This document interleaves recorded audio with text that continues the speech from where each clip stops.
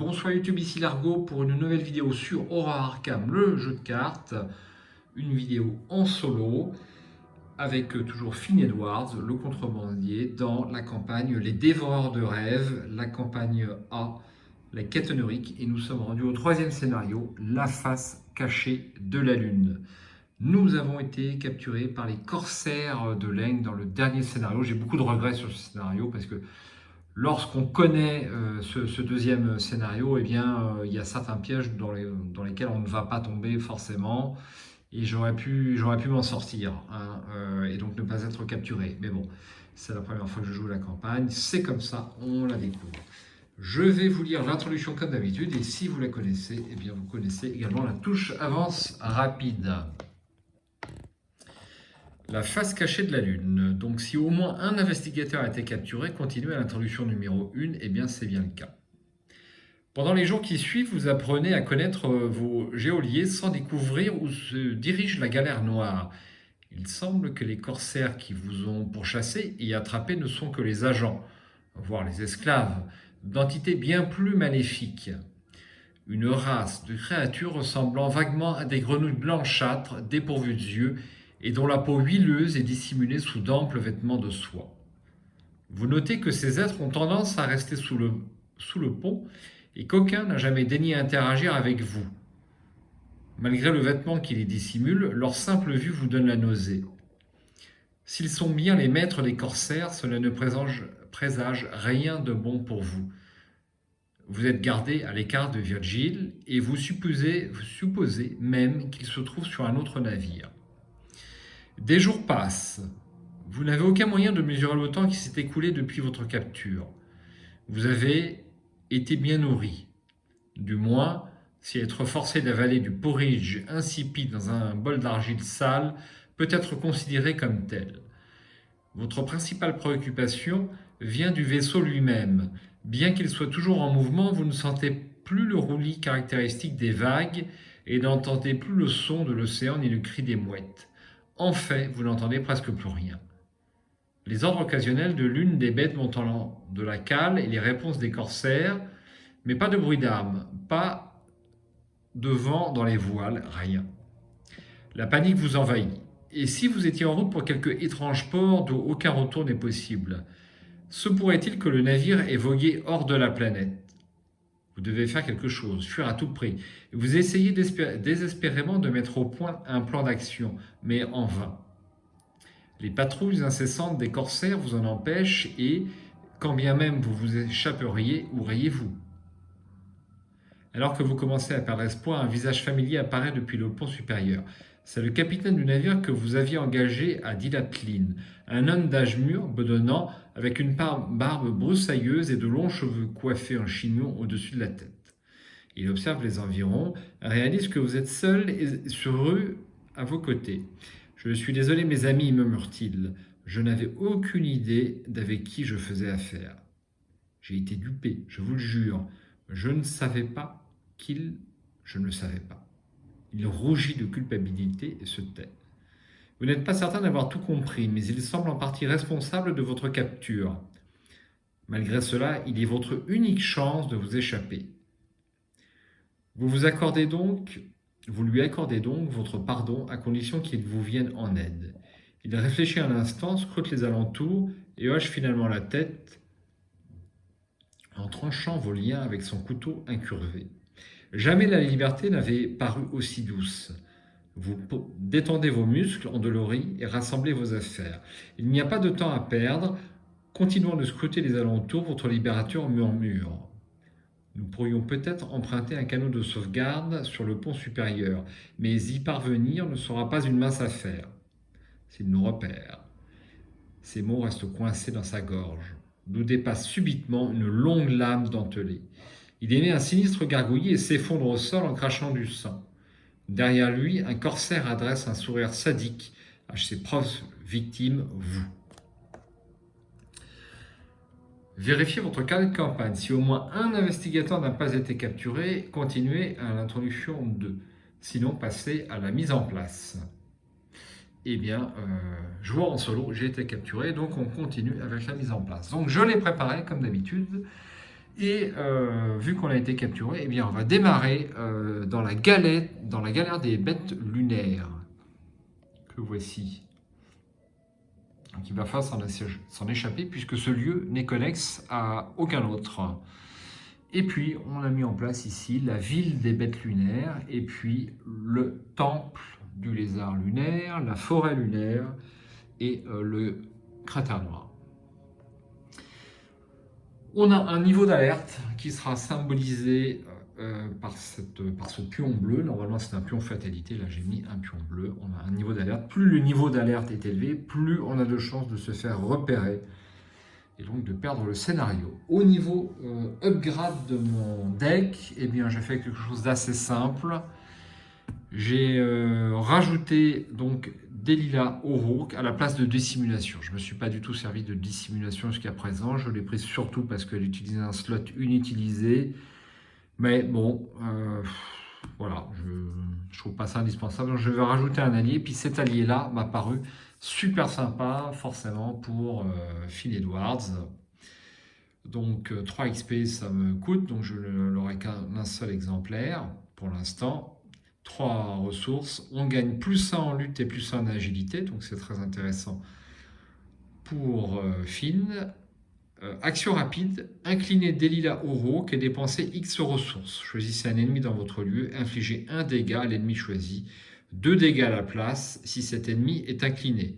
X est la valeur d'évasion de l'ennemi choisi. Voilà, donc ça peut être quand même intéressant. Je ne suis pas très fort en combat, je mise sur l'évasion. Là, ça me rajoute du combat et en plus, eh bien, ça me rajoute des points d'agilité. Donc je trouve ça assez synergique avec Finn Edwards. Donc j'enlève ceci, je mélange et puis on va pouvoir attaquer. Le temps de régler un petit peu ma caméra. Voilà, sur le plateau de jeu. Alors, j'ai glissé dans mon deck 2 sleeves Arcane Tin Men, équivalent à ceux de FFG, pour voir si je m'aperçois de la différence pendant la partie. Donc, il y a 2 cartes qui sont sur ce nouveau sleeve, parce que les sleeves que j'utilise sur les lieux, je les ai essayés en partie, et franchement, je les trouve pas super agréables. C'est bien pour les lieux, mais sinon à manipuler, là ça fait un peu papier sur les coins et ça m'agace. Hein. C'est vraiment peu de choses, mais que voulez-vous, c'est un jeu auquel on joue beaucoup. J'ai besoin de conditions exceptionnelles pour jouer, c'est comme ça. Et donc pour l'instant je garde les FFG. Donc si le docteur Che passe par ici, ben, il m'excusera parce qu'il devait m'acheter mes sleeves. Mes sleeves FFG, et puis finalement je suis revenu sur ma décision de les vendre. Les sleeves FFG, ce qui est super, s'ils sont indestructibles, on peut les manipuler dans tous les sens, on peut mélanger sans faire trop attention, on n'est sûr de pas abîmer les cartes, et ça j'apprécie, et j'ai pas ça avec cela. Alors donc là j'essaye les sleeves Arcane Tin Men, et Kansas m'a conseillé les sleeves Kings. Donc, je ne connaissais pas du tout, voilà, donc il y a différentes options actuellement qui sont sur la table pour remplacer les FFG. Qu'on se rassure, j'ai au moins 1 an de réserve, je pense, sur FFG, mais je suis prévoyant. On est prêt à démarrer, je vais tirer comme d'habitude eh bien, mes cartes. Est-ce que je lis d'abord l'acte? Je vais lire d'abord l'acte et l'intrigue, si vous êtes d'accord. Alors, dans les entrailles de la bête lunaire, Virgin Grey est retenu captif quelque part dans l'étrange et vaste cité des bêtes lunaires. Vous devez être furtif et silencieux si vous voulez le retrouver et vous échapper sans attirer l'attention. Objectif: seuls les investigateurs dans la ville des bêtes lunaires ont le droit de dépenser collectivement le nombre d'indices requis pour avancer. Il me faudra 3 indices. Ok. Et pour l'acte, silence assourdissant. Le silence de ce lieu est assourdissant. Nul vent dans les airs, nul pépiment d'oiseau, nul son d'aucune sorte. C'est un monde mort. Bien que vous sachiez que le danger rôde à chaque coin, vous n'entendez aucun signe de la bête ou des corsaires qui considèrent cet endroit comme leur foyer. Vous devez demeurer encore plus silencieux afin de rester caché.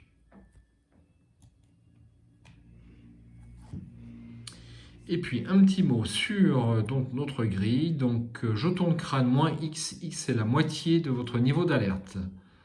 Arrondi au supérieur, jeton cultiste révélez un autre pion en cas d'échec. Si votre niveau d'alerte est supérieur à votre valeur de compétence modifiée après la fin de ce test, piochez la carte du dessus du deck rencontre. Ça peut être très méchant.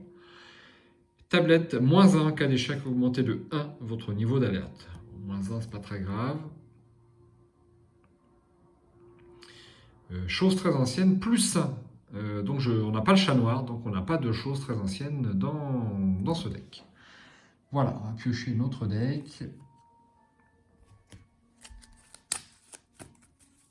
Ça fait quelques temps que j'ai pas joué à Arcane, ça me manque beaucoup. Pas mal, disons, mais on fait pas mal de choses en ce moment et on ne peut pas tout faire. 1, 2, 3, 4 et 5. Voyons ça. Alors, je crains de tirer la tour. Alors, j'ai quoi? J'ai tour de passe-passe, j'ai le fidèle 38, l'étui à cigarette, maîtrise et loup solitaire. Alors, loup solitaire, ça se discute pas, on garde. L'étui porte-bonheur, on a vu l'efficacité de cet objet, on garde. Le fidèle 38, c'est quand même la carte signature de notre ami Finn Edwards, on garde. Et puis il me reste maîtrise et tour de passe-passe. Alors je voudrais tenter de tirer les outils de crochetage, donc je vais tirer deux autres cartes. Donc une première carte, ça sera le rapport des services de renseignement et les outils de crochetage. Bon, bah c'est super, je crois que je ne peux pas rêver mieux, donc c'est pas mal. Alors j'aime bien ce deck Finn Edwards, je le trouve assez costaud. Et je voudrais l'essayer après sur la campagne L'héritage de Dunwich, qui est une campagne assez difficile en solo, je trouve, pour voir si c'est le deck qui est fort ou si c'est vraiment les dévoreurs de rêves qui sont très faibles. Et puis comme j'estime que pour bien maîtriser un deck, il faut le jouer sur deux campagnes, ou tout au moins jouer 14 scénarios, hein. On peut jouer plusieurs fois le même scénario avant de passer au suivant. Ce n'est pas l'option qui est retenue tellement sur cette chaîne, mais ça peut se faire. Et c'est pas avec 5-6 scénarios qu'on maîtrise un deck. Les probabilités de sortie de chaque carte et son équilibrage fin, je pense qu'il faut un petit peu d'entraînement. Voilà. Eh bien, on va pouvoir démarrer cette partie et je vais prendre connaissance du lieu. Donc, on démarre avec la galère des bêtes lunaires. Alors, les investigateurs ne peuvent ni entrer ni sortir de la galère des bêtes lunaires par des effets de cartes aux joueurs. Action rapide, s'il n'y a pas d'indice restant sur la galère des bêtes lunaires, retournez là. À la fin du round, s'il y a au moins 3 fatalités en jeu, retournez la galère des bêtes lunaires. Donc je comprends que cette capacité forcée, c'est juste pour si on n'arrive pas à prendre l'indice. Il y a quand même une sécurité, si j'ose dire. Voilà, on va attaquer un premier tour de jeu. Alors mes 5 ressources, peut-être, ça va m'être utile. 1, 2, 3, 4 et 5. Alors, la seule difficulté de mon démarrage, c'est que je n'ai pas d'alliés. Mais comme je ne peux pas tout poser, et surtout que j'ai 3 cartes alliées dans mon deck, eh bien j'estime que c'est pas du tout grave.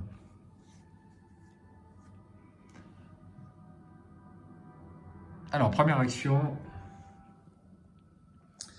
je vais poser le loup solitaire, bien entendu.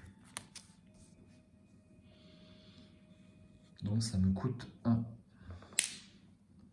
Deuxième action, j'ai le choix entre poser les outils de crochetage ou poser l'étui à cigarette. J'estime que les outils de crochetage sont le plus urgent à poser. Ça va me coûter 3 ressources. Et donc 3 provisions dessus.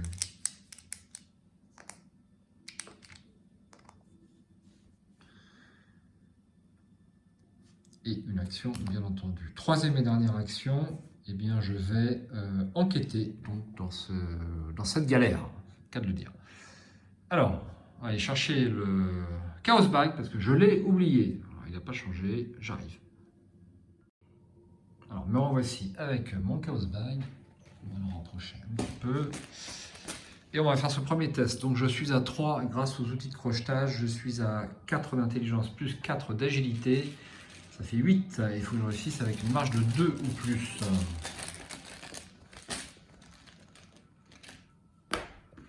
Moins 1, ça fait 7, contre 3, c'est bon. J'ai un indice. Et c'était ma dernière action. Alors, on peut la retourner. Voyons ce qu'il y a au dos de cette carte. S'il n'y avait aucun indice sur cette carte quand elle a été retournée, lisez le texte suivant. Vous vous déplacez aussi furtivement que possible et trouvez une embarcation munie de 2 pagaies sur le flanc du navire. Si cette galère peut se déplacer dans l'espace à l'aide de rames, alors son canot de sauvetage doit également en être capable. Vous sautez à l'intérieur en essayant de rester aussi discret que possible et prenez la fuite. Déplacez chaque investigateur de ce lieu vers la forêt lunaire. Retirez cette carte de la partie en défaussant tous les ennemis de ce lieu. S'il y avait au moins l'indice, etc., on ne va pas lire. Retirer cette carte de la partie aussi. Hop, je la retire et je me déplace dans la forêt lunaire. Ici. Tandis que la côte approchait et que la hideuse puanteur de cette ville devenait plus forte, il aperçut de nombreuses forêts sur les collines déchiquetées et constata que les arbres de quelques-unes d'entre elles ressemblaient à cet arbre de lune solitaire qui se dressait dans le bois enchanté et de la sève duquel les petits ogs bruns tiraient leur vin obscur. Ok. Alors, 4 de valeur occulte, un indice, 1 point de victoire. Action, effectuez un test d'agilité à 5 pour vous cacher parmi les étranges arbres. En cas de réussite, diminue de 1 votre niveau d'alerte, limite de 1 réussite par partie. Action rapide lors de votre tour,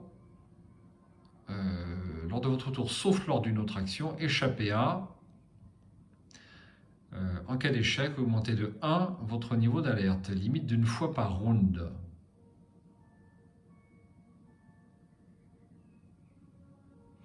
Alors là, on a une action rapide, on peut se cacher facilement, c'est rapide, on n'utilise pas d'action. Par contre, si on échoue, on augmente de 1 le niveau d'alerte, donc c'est quand même moins intéressant.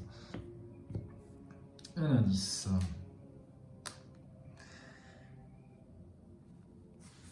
Phase d'entretien, on va tirer une carte. Eh bien, elle n'a pas été longue à arriver, celle-là.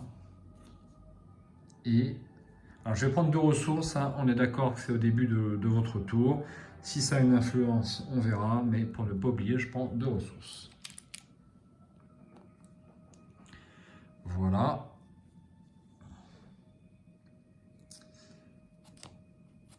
On va rajouter une fatalité. Et on va tirer une carte. Alors, je crois qu'il y a pas mal de monstres là-dedans. Mais là, c'est pas un monstre, c'est Malédiction du rêveur. Révélation, effectue un test de volonté à 5, c'est super pour Finn. En cas d'échec, subissez 1 dégât pour chaque point manquant jusqu'à un maximum de 3 dégâts. Lorsque vous comptez les icônes attribuées à ce test, les icônes d'intelligence, de lutte et d'agilité comptent comme les icônes correspondantes et les icônes de volonté et joker comptent comme 2 icônes correspondantes. Malheureusement, je ne peux attribuer aucune carte à ce test puisque j'ai dans ma main la tour. Faire un petit gros plan pour ceux qui ne les connaîtraient pas, je ne peux attribuer aucune carte tant qu'elle est dans ma main. Il faut donc la jouer. Donc je pense que je vais prendre 3 dégâts, c'est aussi simple que ça.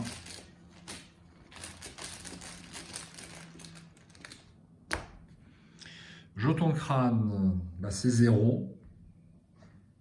Non, c'est 1, puisque j'ai un niveau d'alerte de 1, divisé par 2, ça fait 0,5, arrondi au supérieur, ça fait moins 1. Donc je suis à 0, donc je prends 3 dégâts, bim.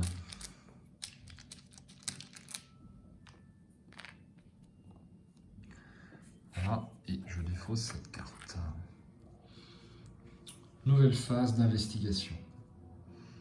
Alors ça m'ennuie un petit peu de prendre des ressources uniquement pour jouer la tour, parce que je vais rapidement augmenter en ressources, et bon, je vais juste attendre un petit poil. J'ai oublié d'incliner les outils de crochetage tout à l'heure. On me le pardonnera. Alors, je pense que je ne peux pour l'instant pas tenter de faire baisser mon niveau d'alerte avec cette capacité. Donc je suis à 4 en agilité, c'est trop juste et je ne peux pas attribuer de carte.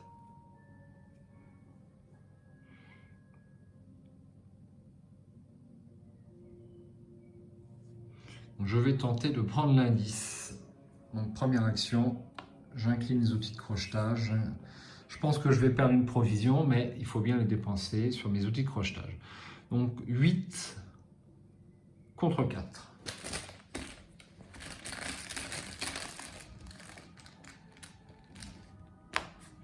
Moins 3, ça fait 5 contre 4. Alors effectivement, je perds une provision. Voilà, mais j'ai quand même l'indice.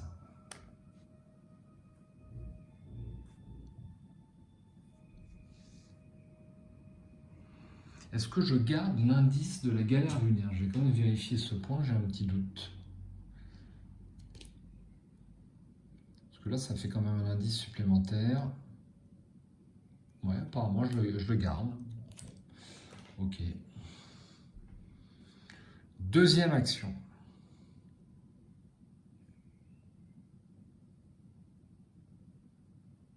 En deuxième action, je vais tirer une carte. Ça sera un maîtrise, une maîtrise.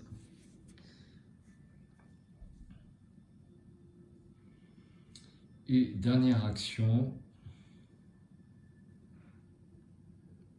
Alors, est-ce que je me déplace? J'aurais bien voulu faire la capa de ce lieu, ça m'aurait plu. Mais tant que je ne peux pas attribuer de carte, c'est pas la peine d'y penser.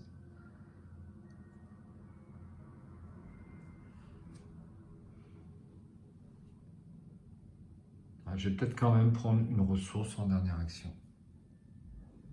Allez, une ressource.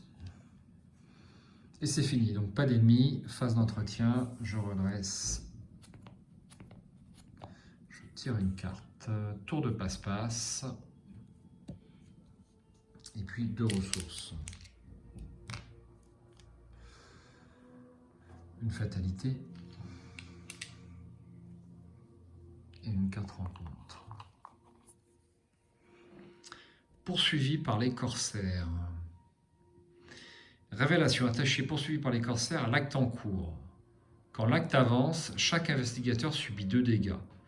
L'acte attaché gagne action, effectuer un test d'intelligence à 4 pour tromper les corsaires ou d'agilité à 4 pour leur passer sous le nez. En cas de réussite, défaussé, poursuivi par les corsaires. Bien. Alors ça va me faire perdre une action au minimum.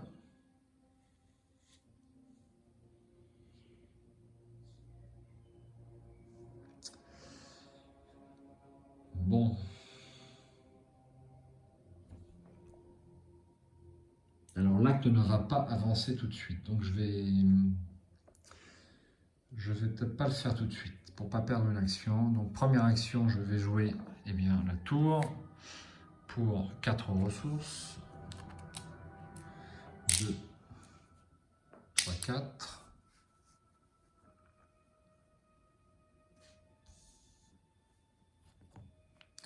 Deuxième action, je vais jouer l'étui à cigarette porte-bonheur.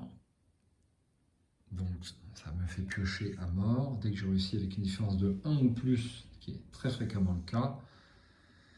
Et dernière action,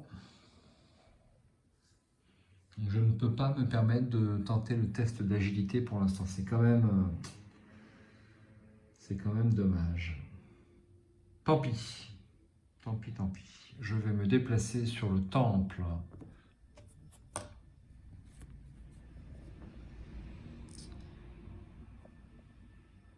Sur les montagnes, les temples morts étaient situés de telle façon qu'ils ne pouvaient avoir été édifiés à la gloire des dieux normaux et naturels, et dans la symétrie des colonnes brisées semblait se cacher une idée noire et secrète dont le sens refusait d'apparaître.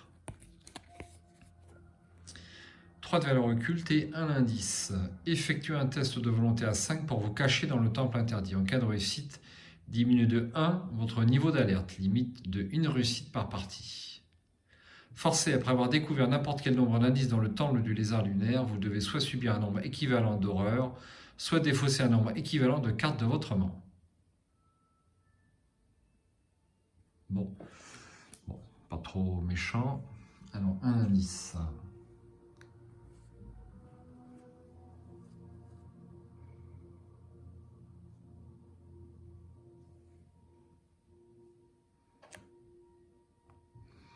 Voilà, c'est déjà fini. Et puis, donc, phase d'entretien. Une carte, chanceux et 2 ressources.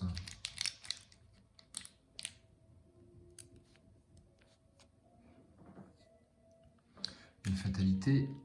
Et bien, on avance déjà. Alors, je me suis trompé. Vous aurez rectifié de vous-même. Voilà, c'est comme ceci.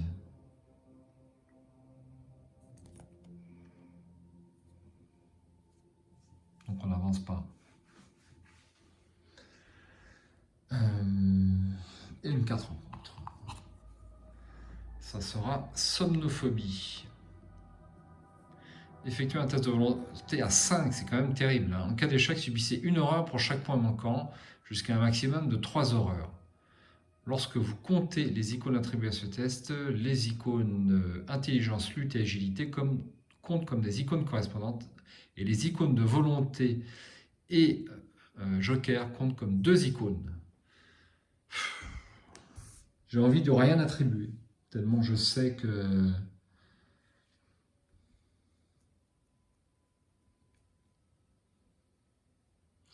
C'est peut-être pas malin. Alors, qu'est-ce que j'ai comme icône? J'ai rien comme icône, pas grand-chose. Je pourrais attribuer le tour de passe-passe et la maîtrise, ça me ferait 4. Allez, je passe à 5 contre 5.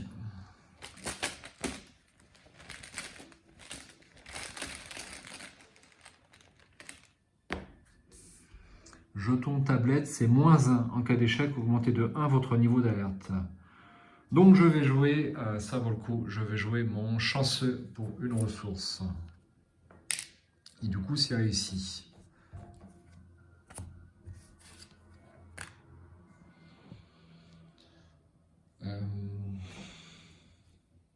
Phase d'investigation.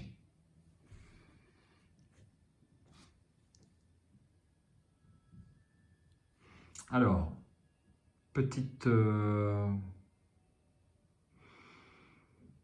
Grâce à mon chanceux, donc, eh bien, j'ai réussi de 1 ou plus. Donc, je peux incliner l'étui porte-bonheur et piocher une carte. Ça sera un maîtrise.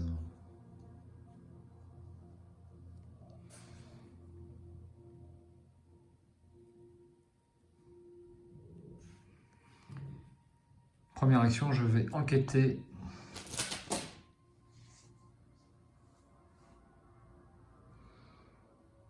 Et j'incline les outils de crochetage. Ce qui me donne donc 8 contre 3.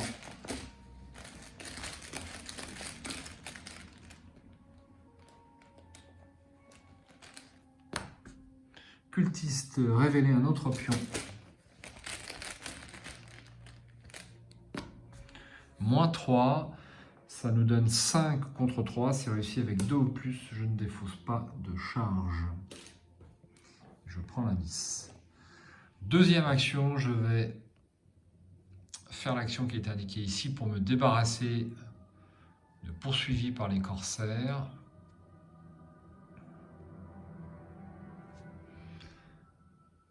Donc test d'agilité à 4 et je suis à 4.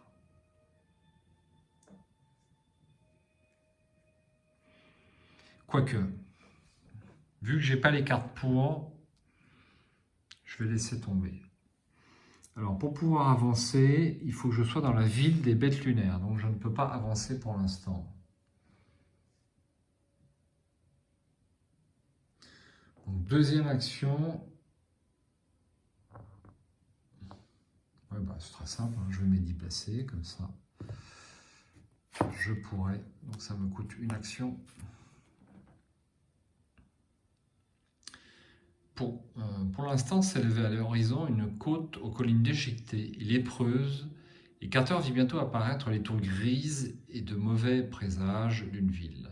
La façon dont elles se penchaient, se courbaient, la géométrie de leur disposition et le fait qu'elles n'avaient aucune fenêtre troubla beaucoup le prisonnier. Alors, X de valeur occulte, X est le niveau d'alerte le plus élevé parmi tous les investigateurs, donc c'est 1 pour l'instant. Un indice. Forcé à la fin du round, chaque investigateur dans la ville des bêtes lunaires effectue un test d'agilité à 2. Chaque investigateur qui échoue doit augmenter de 1 son niveau d'alerte. Un indice. Donc pour avancer, alors j'ai le droit, c'est quand je veux. Est-ce que j'avance tout de suite? Je vais avancer tout de suite, sans attendre. Donc je défausse, poursuivi par les cancers, je prends donc 2 dégâts. Ah ouais, mais le problème c'est que j'ai quand même plein de dégâts. C'est dangereux tout ça.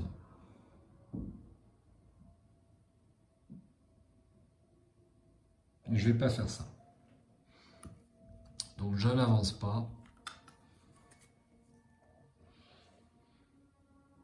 Je n'avance pas et je vais enquêter. Donc je suis à 1 de niveau d'alerte. Je vais enquêter à 4 contre 1 avec l'intelligence pour ma dernière action.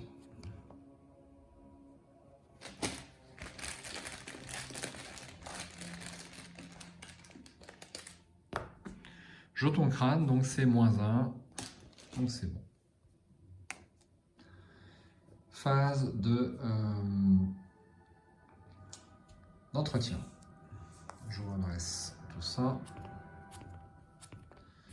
Une carte, dextérité et 2 ressources. Une fatalité et une carte rencontre. Profond sommeil. Mettez en jeu profond sommeil dans votre zone de menace. La taille limite de votre main est réduite de 3 et votre limite de main est vérifiée après chaque fois où vous piochez au moins une carte. Pour 2 actions, défausser sommeil profond. Alors donc ma taille de main passe à 5 et donc je n'ai que 4 cartes pour l'instant. Ça ne me cause pas de problème pour l'instant. Alors là, petit misplay que j'ai oublié, j'y pensais parce que je n'ai pas mis mes petites pyramides comme je fais d'habitude, donc je dois subir une horreur.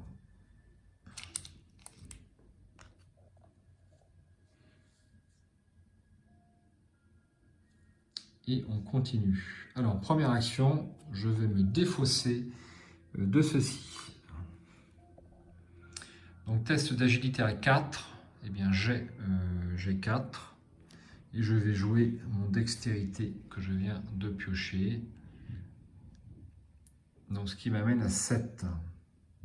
Je vais en rester là. 7 contre 4. Jeton tablette, -1. Donc ça fait 6 contre 4. J'ai réussi avec 2 ou plus. Je défausse ceci. J'ai le droit de tirer 2 cartes grâce à cette dextérité. Imperméable. Peter Sylvestre. Et j'ai le droit de tirer une carte en inclinant mon étui à cigarette. Alors, est-ce que ça vaut le coup? Ouais, je l'ai tiré. Hein. Voilà. Je l'ai tiré. Là, je vérifie ma main à chaque fois où je pioche au moins une carte. Et votre limite de main est vérifiée après chaque fois où vous tirez au moins une carte. Donc je suis obligé de défausser une carte. Donc je vais défausser loup solitaire. Autrement dit, ce n'était pas utile pour moi de piocher une carte pour l'instant.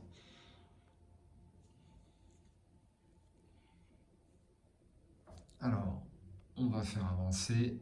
Donc seuls les investigateurs dans la ville des Bêtes lunaires ont le droit de dépenser collectivement le nombre d'indices pour avancer. Je dépense 3 indices et je peux avancer. Après des heures à errer autour des infectes tours de pierre, à chercher ici et là, vous tombez finalement sur un groupe de prisonniers entravés, conduits en file indienne depuis les docks jusqu'à Dieu sait où. Heureusement, ils ne sont gardés que par 2 corsaires. Vous opérez une diversion suffisamment crédible pour les séparer et vous vous faufilez afin de libérer les captifs.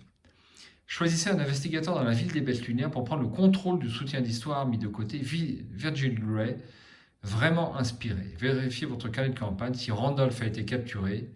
Le possesseur du soutien d'histoire, Randolph Carter, rêveur expérimenté, le met dans sa main. Rien que ça.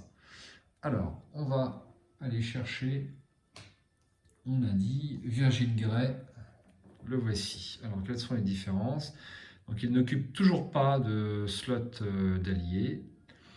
Après que votre niveau d'alerte a augmenté, soit vous piochez une carte, soit vous gagnez une ressource, soit vous soignez une horreur de Virgil Gray. S'il y a plusieurs investigateurs dans la partie, donnez le contrôle de Virgil Gray à un autre investigateur. Forcez, si Virgil Gray est vaincu, retirez-le de la partie. Donc lui, il est toujours pas mal. Et je vais aller chercher Randolph Carter. Donc je vais... Ah oui, il est là-bas. Je pensais qu'il était rangé, mais il n'est pas rangé. Donc voici Randolph Carter. Donc là, je vais être un petit peu débordé d'alliés. Enfin, si je pioche... Donc là, j'ai déjà Peter Sylvestre et puis Randolph Carter. Ça fait beaucoup. Et on va lire l'acte suivant. Explorer la Lune. Maintenant que vous êtes réunis, il est temps de quitter ce gros caillou. Randolph vous apprend que la face visible de la Lune devrait vous mettre à l'abri des bêtes lunaires qui ne rôdent que sur sa face cachée. Mais c'est bien trop loin pour vous y rendre à pied. Vous allez devoir trouver un autre moyen de vous échapper. Seuls les investigateurs dans le temple du lézard lunaire ont le droit de dépenser collectivement le nombre d'indices pour avancer. Il va falloir que je retourne dans le temple du lézard.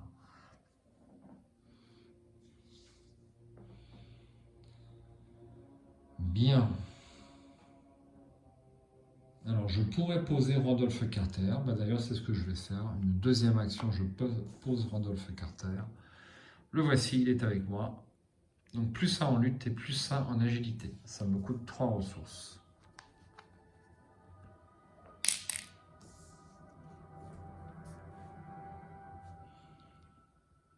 Alors, j'avais profond sommeil, j'ai mis une carte dans ma main, mais je n'ai pas pioché. Donc, le profond sommeil ne s'applique pas, ça va. Malheureusement, je vais devoir défausser des cartes. Alors, dernière action, je me déplace au temple du lézard. Et en défaussant un indice, je peux avancer tout de suite.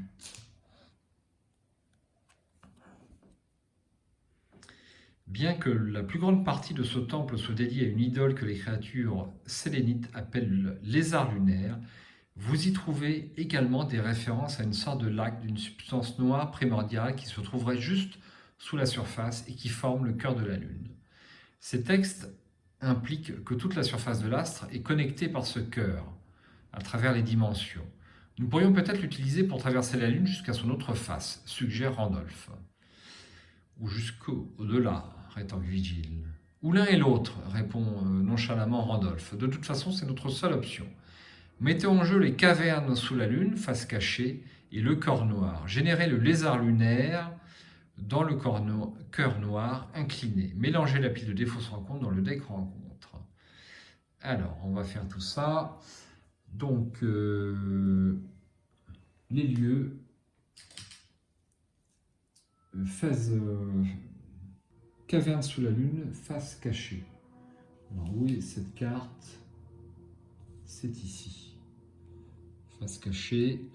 Et ensuite, nous avons le cœur noir. C'est ici. Les voici. Alors, donc, on les met... Ça, c'est sur cette face-là. Et puis là, c'est sur la face cachée. Donc, c'est connecté avec quoi cette affaire? Donc voilà, la mise en place a été faite. Donc, on a notre ami le lézard lunaire qui vaut 2 points de victoire quand même. Le cœur noir qui est pour l'instant un cul-de-sac. Et la caverne sous la lune. Ici. Et on continue.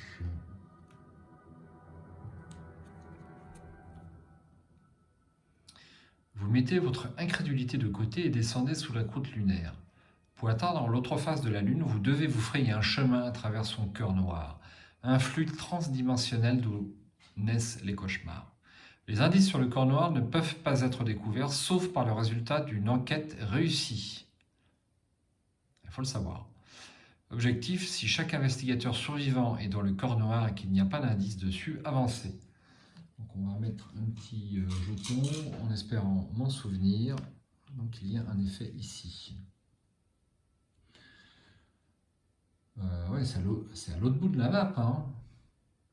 Je suis dans le temple du lézard et c'est pas connexe. Bon. On va faire avec.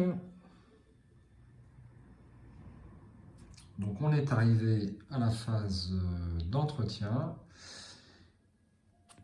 On redresse le tout. Je prends une carte. Étui à cigarette, donc je vais le défausser, je pense. Est-ce que je défausse l'étui à cigarette qui a 2 icônes de volonté, mais bon, allez, je défausse ça. Je sens que ça va me casser les pieds, ce profond sommeil. C'est terrible. 2 ressources. Une fatalité. Et donc, on avance.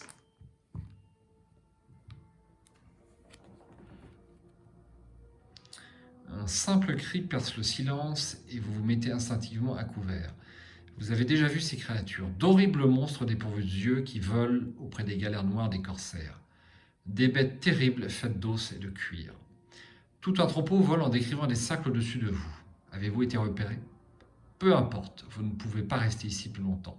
Mélangez la pile de défausses rencontres dans le deck rencontre, augmentez de 1 le niveau d'alerte de chaque investigateur. Donc là, ici, je l'avais déjà mélangé à l'instant, donc ça ne bouge pas. L'alerte est donnée. Vous pressez l'allure car la frénésie des créatures qui vous poursuivent augmente de minute en minute. Le silence que vous maudissiez est brisé. Les horribles cris perçants qui ponctuent la nuit sont pires encore. 5 fatalités. Et on augmente le niveau d'alerte de 1.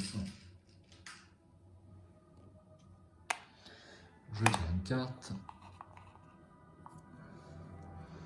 Alors encore poursuivi par les corsaires. Donc on connaît bien la carte.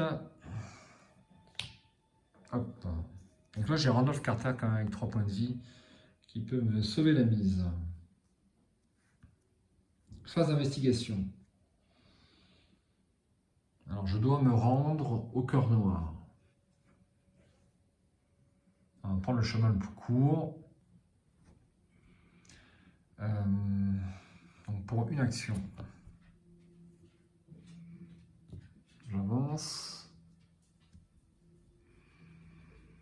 Et action 2 et 3, je vais me défausser de profond sommeil parce que je ne vais pas supporter plus longtemps cette carte. Hop. Donc action 2 et 3. Et on a la phase d'entretien. Alors phase des ennemis et ensuite phase d'entretien. Donc on redresse tout le monde. Je tire une carte. Courage inattendu. Et 2 ressources.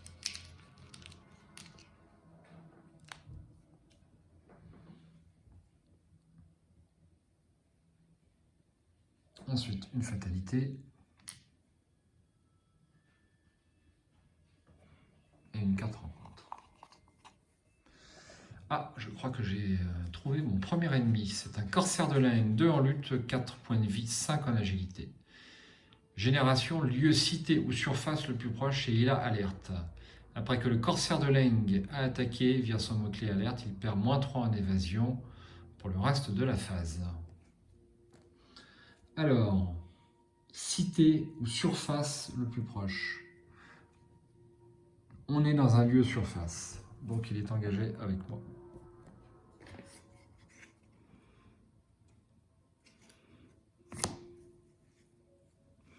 Ça va être compliqué.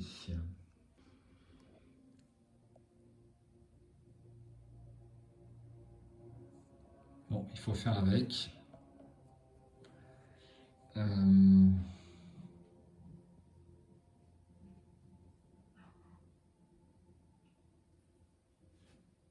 Qu'est-ce que je joue? Donc j'ai 5 et lui il a 5 aussi. Pour une action, je vais jouer Peter Sylvestre, la vedette du campus. Ça me coûte 3 et une attaque d'opportunité.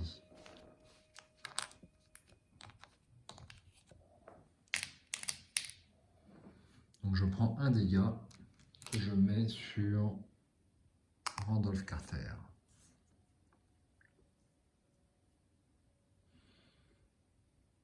Ensuite, ah non, non, je fais pas ça. Double allié, faute de débutant. Je remballe. Hop, autant pour moi. Alors, je vais jouer quand même l'imperméable du coup. Donc, je laisse les 3 ressources et je prends quand même l'attaque d'opportunité. Donc je passe à 7, à 6 en agilité. Donc 4, plus 1, plus 1, 5.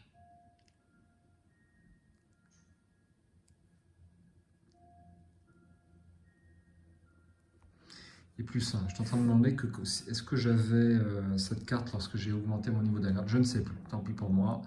Donc je passe à 6 en agilité lors de mes tentatives d'évasion. Donc 6 contre 5, c'est encore très modeste. Donc je vais jouer une carte, mais il ne faut pas que je me loupe.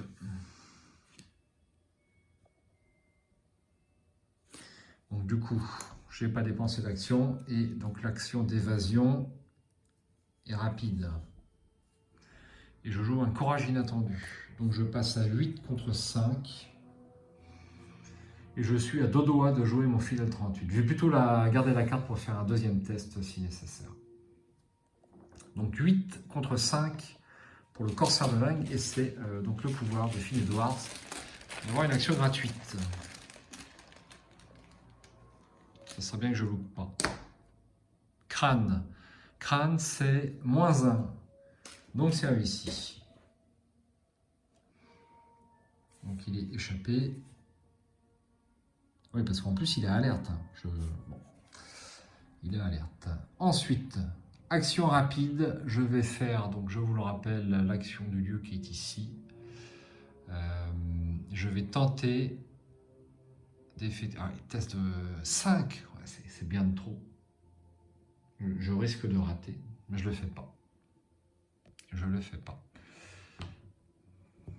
Donc, première action, je me déplace sur les cavernes sous la lune. Version face cachée. Tandis que sur le sommet impie des montagnes lunaires Nyarlathotep, le chaos rampant attendait vainement dans un antre obscur.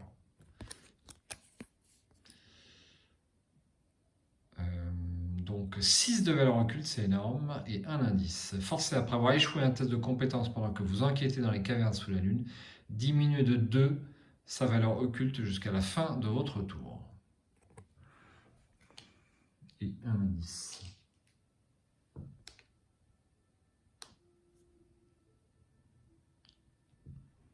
Voilà. Alors, test d'évasion réussi avec 1 ou plus, j'incline l'étui à cigarette et je pioche une carte. Apprendre de ses erreurs, super. Deuxième action, Deuxième action.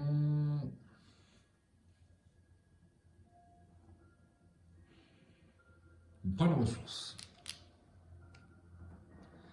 Et troisième et dernière action, je vais jouer pour 2 ressources le rapport des services de renseignement. Que voici, découvrir un indice.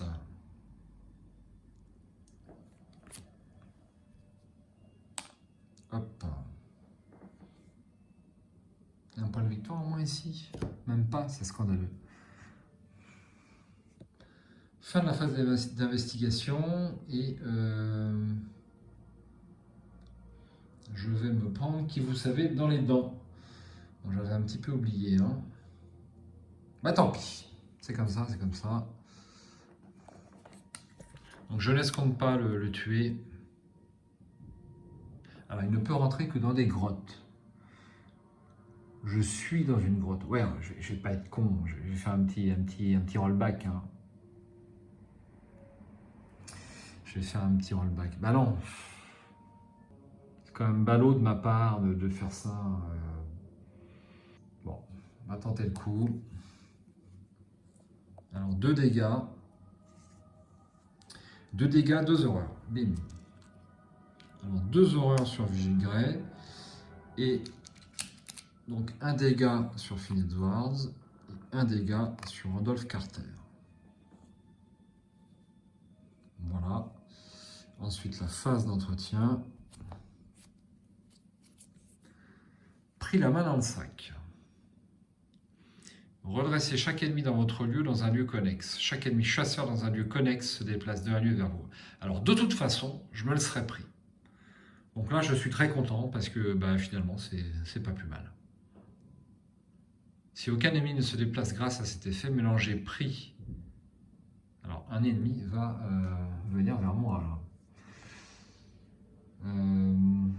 Redressez chaque ennemi dans votre lieu ou dans un lieu connexe. Chaque ennemi chasseur dans un lieu connexe se déplace d'un vers vous. Donc lui se redresse.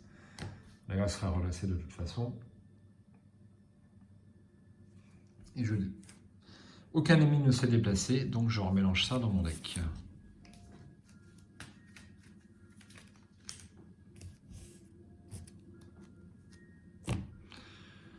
Voilà.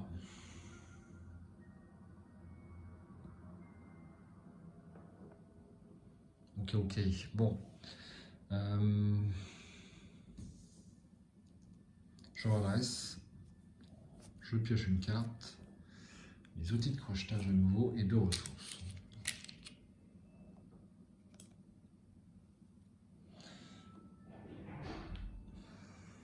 Ensuite, une fatalité et une carte rencontre. Antique fléau, on connaît bien, plus une fatalité. 3 actions.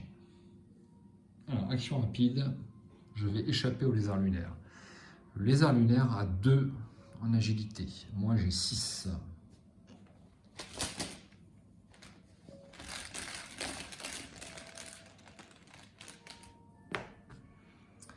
Tablette C-1 qui a déjà augmenté le niveau d'alerte. Donc c'est réussi, il est évadé. Première action, je me déplace sur le cœur noir. Un petit faux jour là avec ses sleeves, important quand même. Le chemin menant au cœur de la lune est long et sinueux. Vous ne pouvez pas entrer dans le cœur noir tant qu'il y a au moins un indice dans les cavernes sous la lune, face cachée. Ça tombe bien, je l'ai pris, mais je dois avouer que je ne l'avais pas lu. Une épaisse substance obscure commence à enrayer votre progression à mesure que vous approchez du cœur noir de la lune.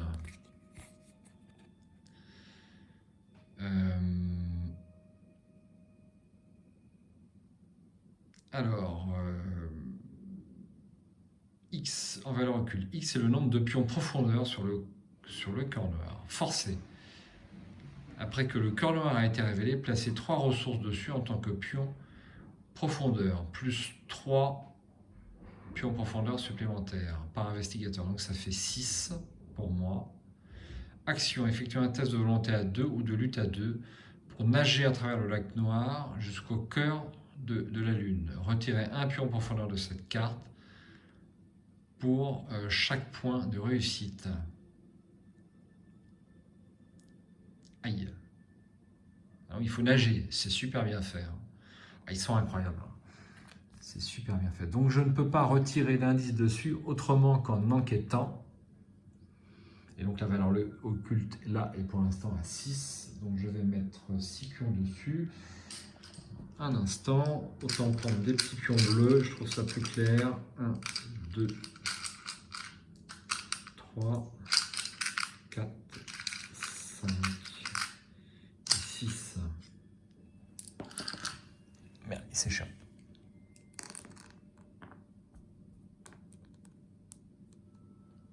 Voilà. Alors, première action, je vais... Deuxième action, je vais nager, donc faire un test de lutte. Parce que 6, c'est bien de trop.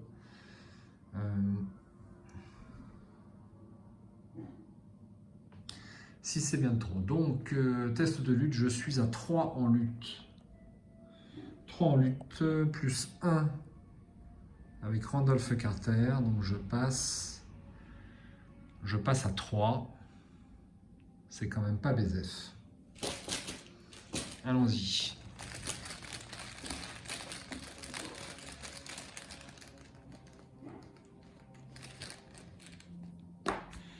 Bien, premier échec automatique. Donc autant ne pas consommer ceci, forcément. Et dernière action, ben, je recommence.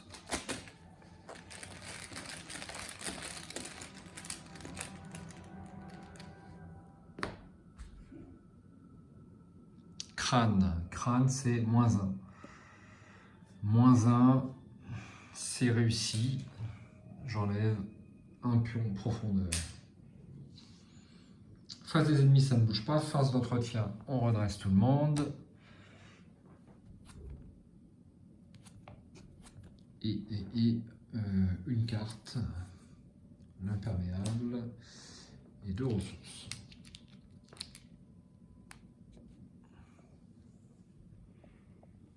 Alors, il va bien falloir que je m'occupe de cette bestiole. En plus, ça va m'apporter quand même...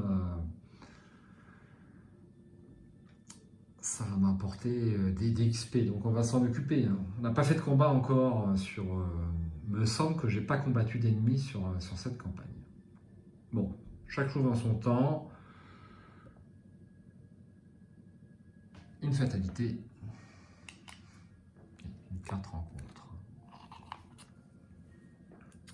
Malédiction du rêveur. On connaît. Effectuer un test de volonté à 5 en cas d'échec. Subissez un dégât pour chaque point manquant jusqu'à un maximum de 3 dégâts. Lorsque vous comptez les icônes attribuées à ces tests, les icônes d'intelligence, de lutte et d'agilité comptent comme les icônes correspondantes et les icônes joker et volonté comptent comme 2 icônes. Alors, qu'est-ce qu'on a? J'ai Peter Sylvestre, je vais le jouer, ça va faire plus 2. Et puis c'est tout. Je vais peut-être avoir l'occasion d'avoir ceci.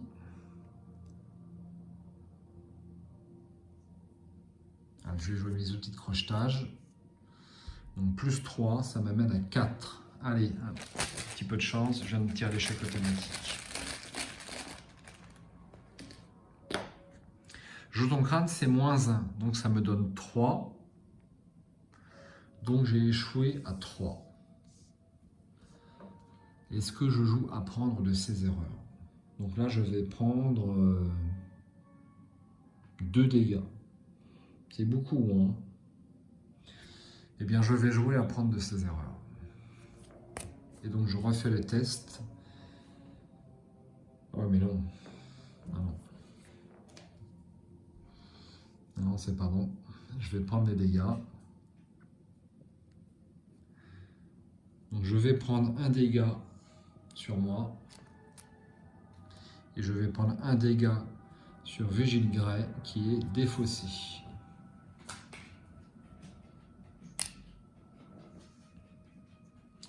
Voilà.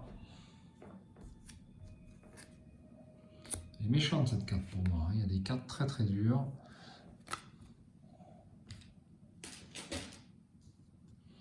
Phase d'investigation. Première action, je joue le fidèle 38 de Finn. Donc dépensez une munition, combattre, vous gagnez plus 2 pour cette attaque. Si l'ennemi attaqué n'est pas engagé avec vous, vous infligez plus 1 dégât pour cette attaque. Donc mes 2 mains sont occupées, ne pas oublier. Et je pose donc 3 munitions. Deuxième action, je me déplace. Action gratuite, je lui échappe. Donc j'ai un niveau d'alerte de 2. Et donc il est échappé à 2. Donc c'est tout à fait raisonnable. J'ai 6 pour les tentatives d'évasion. Moins 1, c'est réussi. Et j'incline les tuer cigarettes. Je pioche une carte. Produit de contrebande.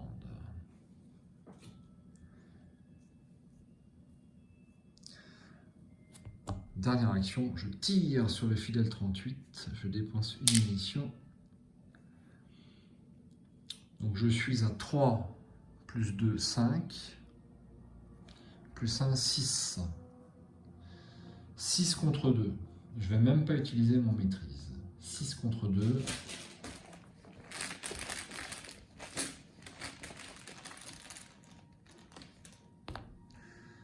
Tablette, moins 1 en cas d'échec, augmenter le niveau d'alerte, ce n'est pas le cas. Et donc je lui fais 2 dégâts. Phase des ennemis, ça ne bouge pas. Phase d'entretien, on redresse tout le monde. Et lui, on revient ici. Je tire une carte. Chanceux. Et 2 ressources. Une fatalité, on avance.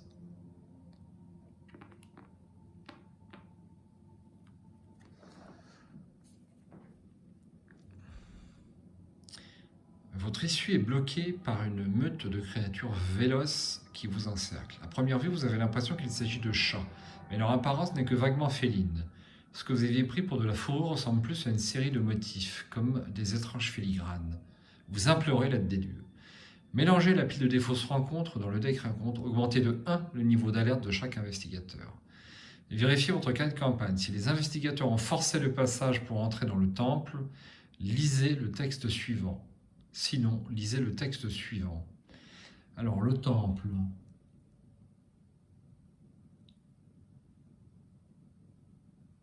On n'avait pas forcé le passage, mais je vais vérifier, je vous demande juste un instant. Alors, après vérification, on n'avait pas forcé l'entrée du temple. Donc, je reprends. Mais personne ne vient. L'investigateur principal cherche un exemplaire des chats de Saturne dans le deck rencontre ou dans la pile de défausses rencontre et le pioche.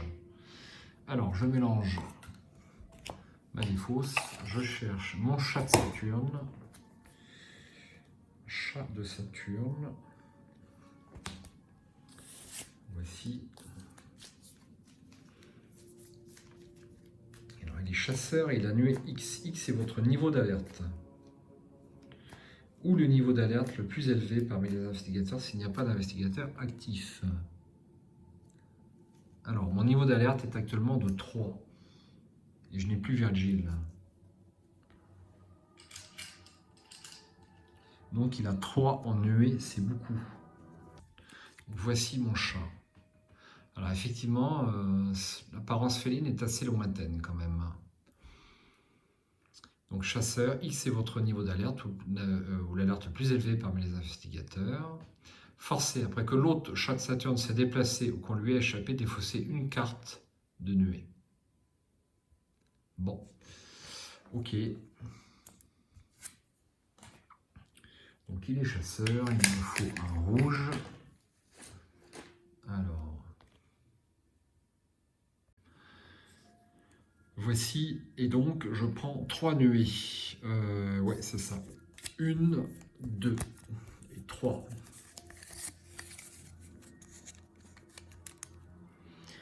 Donc là, ça va beaucoup m'embêter.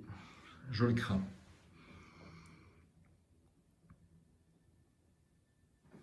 Enfin, on va tenter de... Donc c'est le dernier acte. Ils sont sur vous. Le dernier intrigue, pardon. La totalité des habitants de la Lune est contre vous à présent. Derrière chaque coin, un groupe de corsaires attend en embuscade où une meute de chasseurs se tapit pour vous tendre un piège et vous livrer à leur cruel maître. Les cieux grouillent de bêtes ailées et de galères noires. Si vous ne trouvez pas vite un moyen de rentrer sur Terre, vous serez sans doute capturé. La partie ne se terminera pas quand cette intrigue avancera, mais les agents de Nyarlathotep resserreront leur emprise. Ok. Et on pioche une carte. Ah, c'est pas vrai. Test de volonté à 5. En cas d'échec, subissez 1 dégât pour chaque point manquant jusqu'à un maximum de 3 dégâts. Bon, alors là, ça va me faire mal. Je vais être obligé de racler les fonds de tiroir. Donc ça me fait plus 4.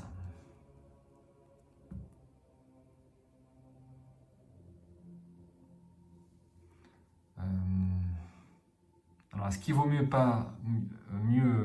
je pense qu'il vaut mieux échouer directement et ensuite de refaire le test et ne n'affecter donc aucune carte. Donc je vais faire ça. Oui, ça va pas me... Je dois résoudre toutes les conséquences, donc c'est ridicule ce que je raconte. Bon, donc je vais affecter ces cartes, donc ça me fait 5 contre 5 et j'ai le chanceux. Est-ce que je ne jouerai pas l'imperméable? Allez. Donc ça me fait plus 1, donc ça me fait 6 en volonté.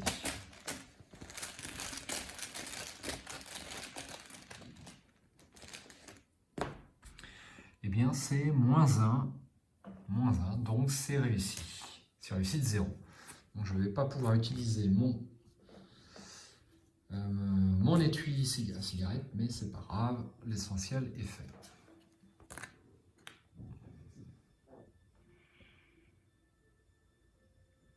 Allons-y. Alors, je tire une action. Je tire sur mon lézard lunaire. Donc là, ce coup-là, il a 3 en combat. Donc moi, j'ai toujours 3 plus 2, 5, plus 1, 6. Et je vais jouer mon maîtrise, ça fait 8. 8 contre 3. Il n'y a que l'échec automatique. Ah, bah ça fait longtemps que je ne l'avais pas pris, donc il n'y a pas d'indice ici. Donc c'est mort, ça ne sert à rien pour la capa spéciale. Donc je défausse, enfin je tue le lézard lunaire qui va dans la pile de victoire. Non. Non, j'ai oublié de lui échapper avant. Donc on va dire que c'était mon test d'échappement. Et j'ai tiré un Elder Sign. Voilà, donc il est échappé, il est évadé. Et je refais mon test, donc avec mon maîtrise, toujours à 6, non, 5, 6 à 8, 8 contre 3. Donc je retire un pion. Je me suis emballé, ça arrive souvent à Arkham. Jeton de crâne, c'est -2, donc c'est réussi, avec une marge de 1 ou plus. Donc il est bien tué. J'incline mon étui à cigarette pour tirer une carte. 25 automatique. Donc mon action gratuite est consommée. Je vais consommer une deuxième action pour échapper au chat de Saturne. Donc je suis à 6 contre 2.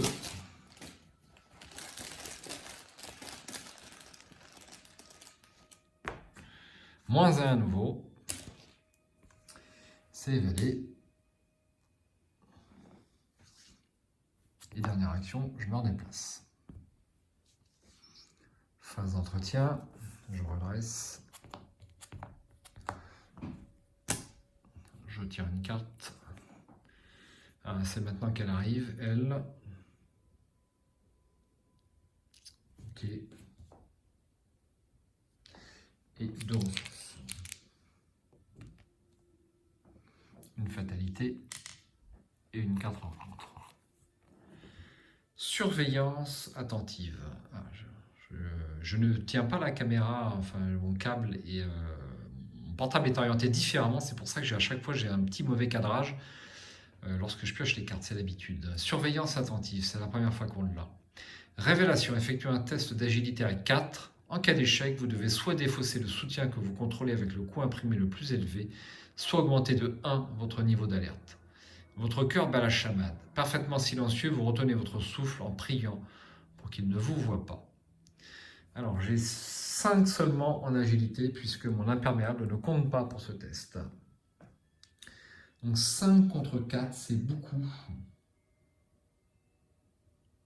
Je vais jouer mon automatique. Ouais, plutôt jouer le chanceux. Si nécessaire. 5 contre 4. Moins 2, eh bien je vais jouer mon chanceux. Pour une ressource. Puisque j'aurais été obligé de défausser Randolph. Et ça m'emballe pas. Et j'ai oublié à chaque fois la capacité. J'en ai tiré un paquet. Hein. Et ben tant pis pour moi. Tant pis pour moi.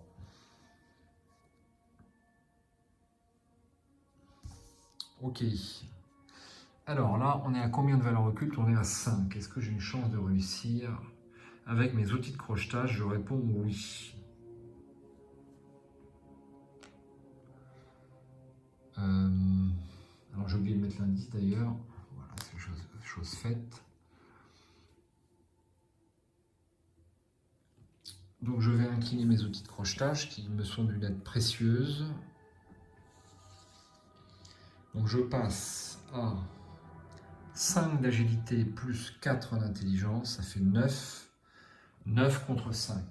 Ouais, c'était pas du tout indispensable d'enlever un niveau de profondeur compte tenu de ces outils de crochetage. Je n'ai pas réfléchi.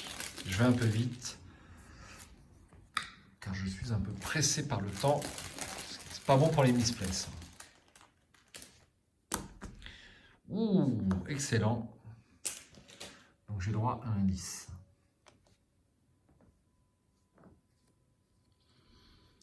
J'ai droit à l'indice. Et donc il n'y a plus d'indice sur le corps noir. Alors je dois avancer.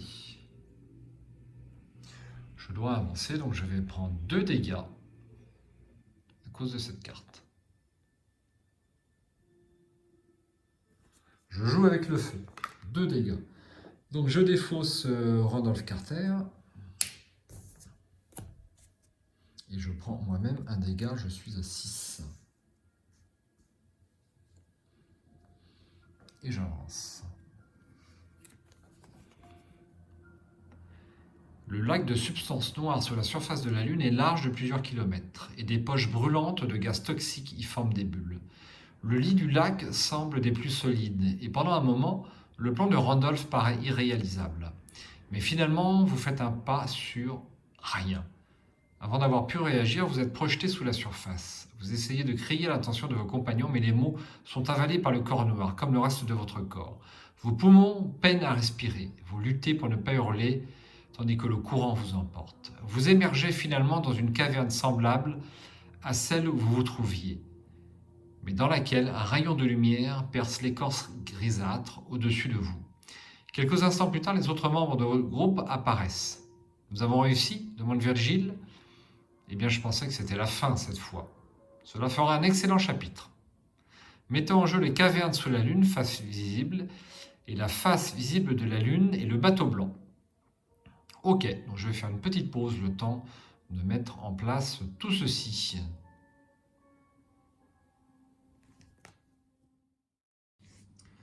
Reprise de la vidéo, peut-être un léger changement de luminosité pour vous, parce que je fais cette fin de partie 24 heures après le début de la partie. Donc je viens de mettre en place la face visible de la Lune, le bateau blanc, et puis les cavernes sous la Lune. Et on va continuer avec l'acte suivant, c'est le dernier. Sauvetage inespéré. Des bateaux qui voguent à travers les cieux, sans vent, patrouillent au-dessus de la face visible de la Lune. L'un d'entre eux semble différent des autres. Sa carène est rude et brillante, comme un point blanc dans la nuit. Le bateau blanc, souffle Rodolphe. Objectif, trouver un moyen de quitter la Lune. Vous serez prévenu quand avancer. Bien. Alors, on va terminer les actions. Donc apparemment, le bateau blanc, c'est un cul-de-sac. Donc il va falloir arriver jusqu'à là-bas. Je ne vois pas de... Pour l'instant, on peut se déplacer sur l'ensemble des lieux. Alors, deuxième action. Est-ce que je ne poserai pas un allié? Oui, je vais poser Delina O'Rourke. 3 ressources.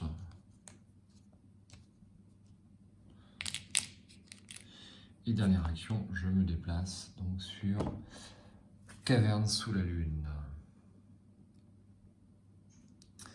Sur les montagnes, les temples morts étaient situés de telle façon qu'ils ne pouvaient avoir été édifiés à la gloire de dieux normaux et naturels. Alors, forcé, après avoir échoué un test de compétence pendant que vous enquêtez dans les cavernes sous la Lune, diminue de 2 sa valeur occulte jusqu'à la fin de votre retour. Il y aura un indice.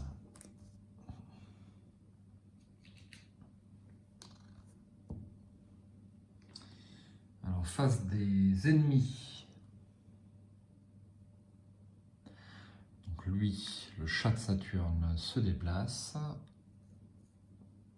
Ici. Et puis c'est tout. On reste. Je prends une carte, ça sera perception, ça peut m'être utile. 2 ressources. Une fatalité et une carte rencontre. Patrouille lunaire. Donc cette illustration donne son illustration pour la boîte du jeu.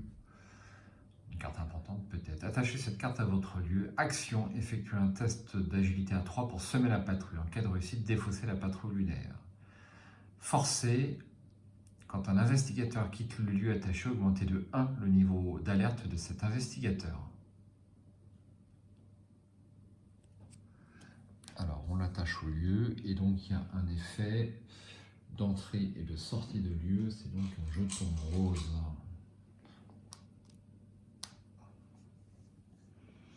Bon, c'est pas trop méchant, ça va me faire perdre une action. Est-ce que ça vaut le coup pour moi d'avoir l'indice? Il y a de bonnes chances. Il y a de bonnes chances. Donc je vais incliner mes outils de crochetage pour faire un test d'enquête. Je suis donc à 4 plus 4, 8, plus 1, 9. Et je vais jouer ma carte de perception. Ce qui m'amène à 11. 11 contre 6 de valeur occulte.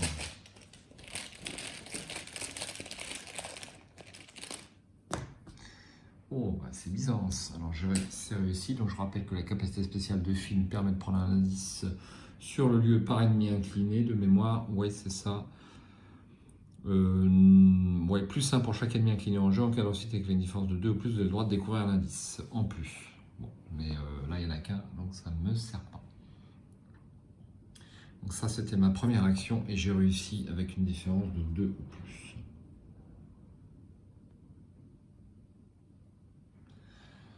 Deuxième action, je vais faire le test d'agilité à 3. Donc j'ai 4 plus 1, 5. Je vais incliner mon étui à cigarette porte-bonheur pour piocher une carte, j'ai le droit. Courage inattendu.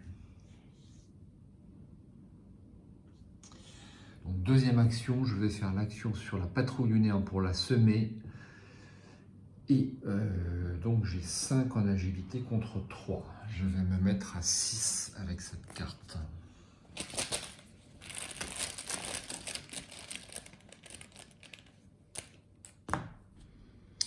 Eh bien c'est raté. C'est raté, c'est raté. J'ai consommé mon action. bien, troisième et dernière action, je vais me déplacer ici. Donc sans avoir semé la patrouille. Et donc je prends un niveau d'alerte en plus. Donc je suis à 4. Et je révèle le lieu. Face visible de la Lune. Le chemin menant à la surface de la Lune est long et sinueux. Vous ne pouvez pas entrer dans la face visible de la Lune tant qu'il y a au moins un indice dans les cavernes sous la Lune. Alors ça, je ne l'avais pas vu, mais ça tombe bien, j'ai pris l'indice. Donc c'est réglé.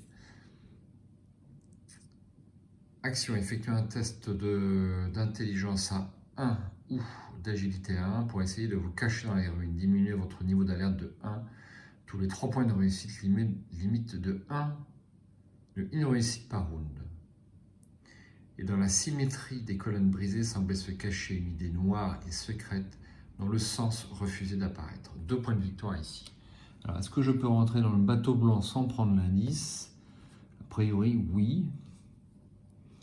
Mais là, il y a 2 points de victoire, donc ça vaut le coup. Face des ennemis, lui, il avance. Je redresse. Je prends une carte, l'attaque par surprise et 2 ressources.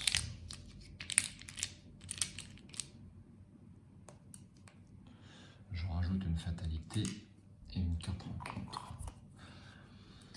Rebelote, patrouille lunaire, elles étaient toutes les deux à la suite.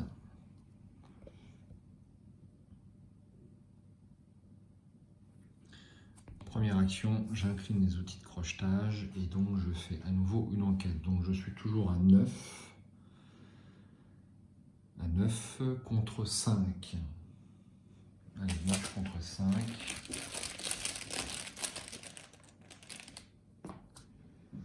Jeton tablette, c'est moins 1. Donc ça fait 8 contre 5. Il y a bien 2 de marge. Je prends l'indice.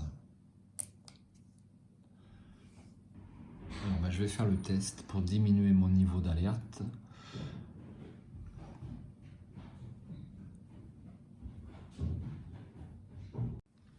Alors, deuxième action, je fais ce test.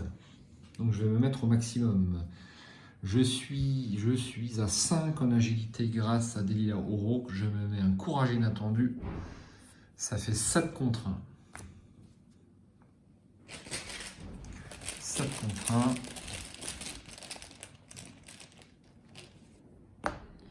Moins 1, ça fait 6 contre 1. Donc je n'ai que 3 de marge, enfin 5, mais voilà, une tranche de 3. Donc je peux diminuer de 1 mon niveau d'alerte seulement. J'ai réussi avec 1 en plus, je peux piocher une carte. Une présence d'esprit qui me permet d'avoir une action supplémentaire. Dernière action, je me déplace donc sur le bateau blanc. Je relève donc à nouveau mon niveau d'alerte de 1.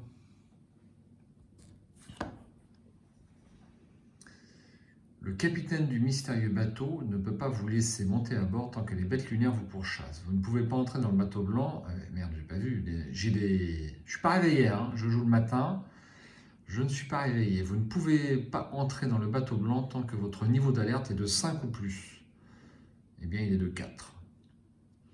Il arrivait glissant doucement et silencieusement sur la mer, et que la mer fût agitée ou calme, que le vent fût favorable ou hostile, il voguait toujours aussi régulièrement, toute voile déployée. Ses longues rangées d'avirons souquant l'eau au même rythme. Le bateau blanc. Je ne me souviens pas d'avoir lu cette nouvelle, il faut que je la relise. Donc il n'y a pas d'indice ici, un de valeur occulte. Ok. Forcé après que le bateau blanc a été révélé, mettez en jeu dans le bateau blanc le soutien d'histoire, le capitaine. Alors le soutien d'histoire, le capitaine. Où est ce capitaine? Il est là.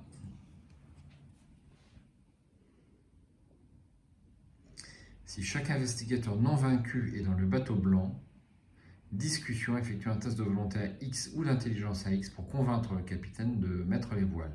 X, c'est le niveau d'alerte le plus élevé parmi les investigateurs. En cas de réussite, avancez l'acte. N'importe quel investigateur dans le bateau blanc a le droit de déclencher cette capacité. Bon, et bien ça sera pour le tour suivant. Face des ennemis, lui, il avance. Je redresse mes cartes. Je pioche une carte. Attaque par surprise. Et 2 ressources.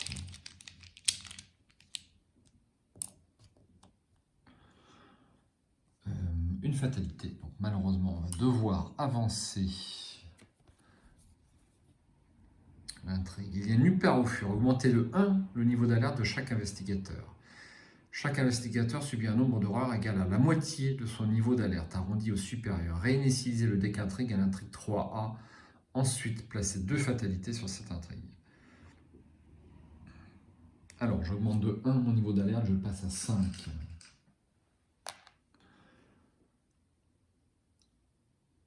Ensuite, je prends 3 horreurs. Bim. Donc, 2 ici et 1 sur des lilas. Et ensuite, je réinitialise donc à l'intrigue 3 et je place 2 fatalités dessus. Donc, je laisse 2 fatalités sur cette intrigue. Je ne vais pas durer longtemps, ça c'est sûr.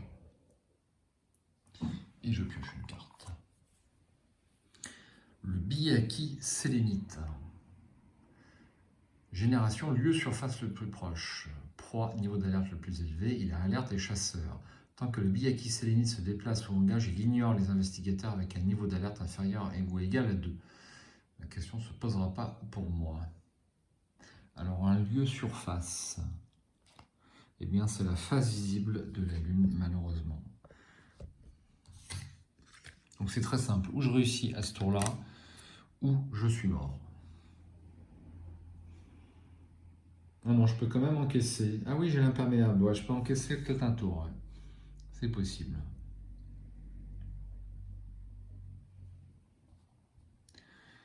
Alors, donc je dois faire un test d'intelligence à 5. On ne parle pas de la volonté. Un test d'intelligence à 5 pour arriver à discuter avec le capitaine et le convaincre de nous laisser partir. Donc je suis pour l'instant à 4.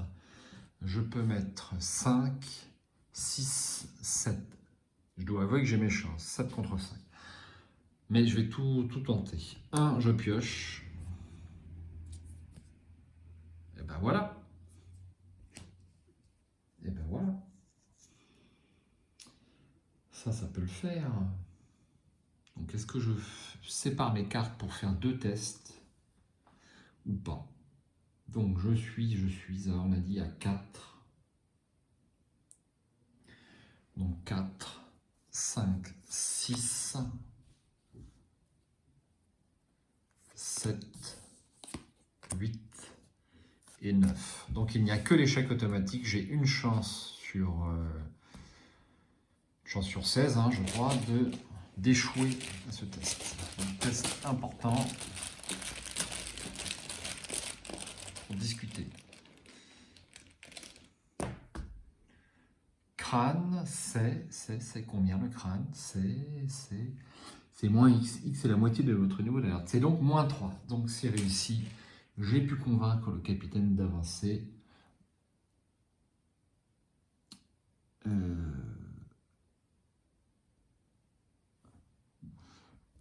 Et donc j'avance, ouais c'est ça. Cas de réussite, avancer l'acte. Hop, et ben c'est une réussite. Une fois votre groupe en sécurité à bord du bateau blanc, vous implorez le capitaine de quitter la Lune sur le champ. Vous n'avez nulle envie de vous attarder. Pas encore, répond-il avec un sourire aimable. Vous tentez de le convaincre, mais il lève une main pour exiger le silence tout en regardant au loin. Vous louchez sur la lumière du soleil qui demeure statique dans le ciel noir. Là, à plusieurs miles, vous découvrez ce qui a attiré l'œil du capitaine. Un oiseau avec de nombreuses ailes vives et encore plus de couleurs. Il est perché sur une structure de pierre en ruine et lisse ses plumes. Votre patience a presque atteint ses limites quand le volatile s'élance soudain dans l'espace et que le capitaine jette vers lui. L'ancre du navire. Conclusion 1.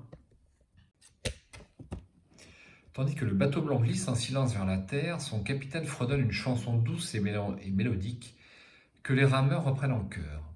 Vous semblez connaître aussi ce langage, bien que vous ne l'avez jamais entendu auparavant. Vous évoquez votre destination, mais l'homme à la barbe continue sa ritournelle sans vous répondre. Vous le suppliez de vous aider dans votre recherche de Kadath l'inconnu. convaincu qu'il s'agit de la chose la plus importante. Vous ne devriez pas déranger les dieux, prévient l'homme en arrêtant de chanter. Ils sont bien plus grands que vous ou moi. Ne voyez-vous pas la folie de votre ambition? Vous l'implorez une fois de plus, lui expliquant que vous devez ramener une preuve de l'existence des contrées du rêve et que vous ne pourrez pas rentrer chez vous sans l'aide des dieux. Cela serait-il si terrible? Regardez autour de vous. Vous obéissez à la requête du capitaine et découvrez une scène d'une telle beauté qu'elle vous laisse sans voix. La mer en contrebas brille sous la lumière de la lune tel un océan de diamants. Vous distinguez à l'horizon les côtes cristallines, les campagnes luxuriantes, les vallées paisibles et les jardins verts émeraude. L'air est frais et sec quand vous descendez sous les nuages. Le doux parfum des fleurs sur la berge attenante emplit votre cœur. Jamais vous n'aviez côtoyé une beauté aussi vraie durant toutes vos années dans le monde réel. Rester ici ne serait peut-être pas si mal après tout. Vous y avez déjà passé des semaines, non, des mois. Il y a certes eu des moments difficiles, mais pourriez-vous vraiment retourner au train-train de votre existence après avoir vécu toutes ces choses dans ce monde merveilleux? Enfin, tout au nord, vous l'apercevez, juste au-dessus de la ligne d'horizon, ou peut-être par-delà les limites de la Terre, un sommet blanc au milieu d'un ciel d'azur qui se reflète dans la lumière de la lumière lunaire. Alors, il y a plein de plis sur ces notices. L'humain à la barbe, suit votre regard. Ainsi soit-il, soupire-t-il. Il change de cap et s'engage derrière un oiseau céleste dont le plumage rappelle le ciel vibrant. Nous voguons vers la demeure des dieux eux-mêmes. Dans votre carnet de campagne, indiquez que les investigateurs ont voyagé vers le désert glacé. Dans votre carnet de campagne, indiquez que Randolph a survécu au voyage. Chaque investigateur reçoit un total de points d'expérience égal à la somme des valeurs de victoire X des cartes qui se trouvent dans la pile de victoire. Inscrivez 3 traits à côté de la mention prof de Kadat. Dans votre carnet de campagne, si vous jouez la caténorique dans le cadre d'une campagne en 4 parties, passez au scénario 4A, donc ça va être notre cas, pour la demeure des dieux. Donc on ne joue pas la toile onirique et la toile des songes dans le cadre d'une campagne en 8 parties interconnectées. Donc malheureusement, on ne va pas lire l'interlude, c'est dommage. Bon, alors un scénario que j'ai trouvé très facile, mais grâce aux outils de crochetage. Bon, cela dit, j'ai consommé qu'une charge, mais les outils de crochetage en solo sur ce scénario, où on est obligé de faire des tests d'enquête, donc avec une valeur très élevée, mais avec ces outils, ça pose guère de problème. Au pire, j'aurais perdu peut-être 2 charges de plus si vraiment j'avais fait de mauvais tests. Donc ces outils de crochetage améliorés sont fantastiques sur ce scénario. Je l'ai trouvé assez facile de ce fait-là. Voilà. Mais bon, je pense qu'avec un autre investigateur, ça peut être autre chose. C'est extrêmement variable. Alors, comptons les points de victoire. J'ai 2 points de victoire pour mon lézard lunaire. Ouais, c'est ça. 2, 3, 4, 5,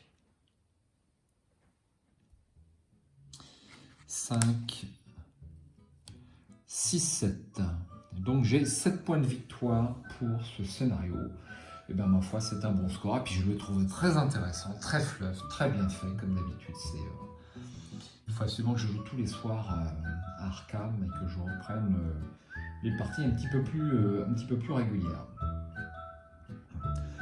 Je vais attendre un petit peu avant de jouer le scénario numéro 4 au cas où j'ai fait un misplay très important qui nécessite de le refaire. Cependant, je ne me vois pas échouer sur ce scénario, quitte à le refaire. Mais bon, je vais patienter 2 ou 3 jours, je vais essayer de poster très rapidement cette vidéo. Nous sommes samedi matin, et donc selon le jour où vous pouvez la visionner, vous pourrez savoir combien de temps j'ai mis pour faire le montage. Ça ne devrait pas être très long. Merci d'avoir été là avec moi sur cette vidéo pour ce scénario La face cachée de la lune, toujours très intéressant pour le meilleur jeu du monde. Je vous souhaite un excellent week-end, une excellente journée.